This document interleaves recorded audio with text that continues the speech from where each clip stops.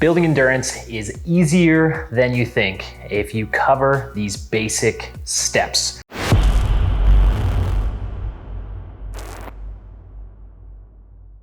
A lot of people will spend a lot of their time training in various different capacities, whether you're hitting group class such as CrossFit or Orange Theory or F45 or something like that, or whether you're just training on your own.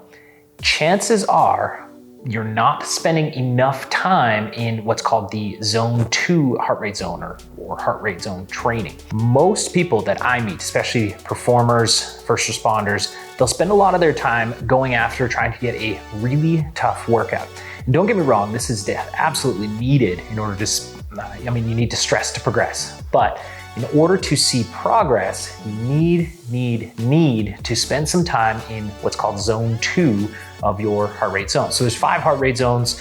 Zone 1 is generally your 50 to 60% heart rate of what your theoretical max heart rate is. That calculation is going to be different from everybody, but we'll just go off of these arbitrary numbers for now. Zone 1 is at 50 to 60% roughly, okay? This is not a very high exertion. Zone 2, as you can imagine, is a little bit more than that, okay? It's 60 to 70 roughly percent of your heart rate zone. Now, zone 2, the reason why it's so important is it builds what's called your aerobic base. So if you are, whether you're training for aesthetics or performance or mixture of both, zone 2 is spending some time in that moderate exertion level, going for a brisk walk, going for an easy run, much easier than you think it is. And that's why I say building endurance, enhancing your cardio is easier than you think. If you spend some time in doing any sort of activity in that zone 2, that's going to help produce an aerobic base, which gives you the base for the rest of your training.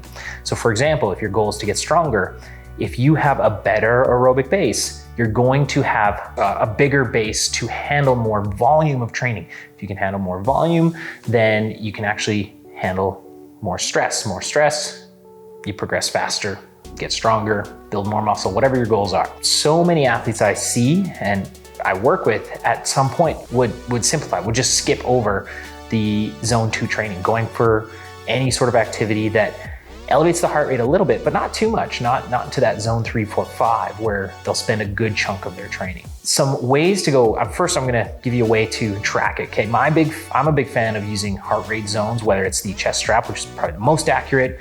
Personally, I use an app on my phone called Fit IV Pulse. Whatever your method is, having a method to measure where your heart rate is at in relation to what your max heart rate is. So a lot of these apps, a lot of these different softwares and stuff, you can input your age, weight, everything, and it kind of gives you an auto calculation. Is it entirely accurate? No, but gives you a basis to build from. Then they're almost always associated with some colors attached. So zone 1, zone 2, zone 3, zone 4, zone 5, typically each have a color. Generally speaking, from what I've seen of all those softwares, zone 3 is green, zone 4 is yellow, zone 5 is red. Zone 5, you're only gonna spend periodic time, if any, in that zone. Zone 3 and 4 is where a lot of training happens, but zone 2 is where that aerobic base gets built. And so doing activities, whether it's, if you wanna do it in the gym, going for a brisk walk, a light row, spending some time just moving on an assault bike or something like that,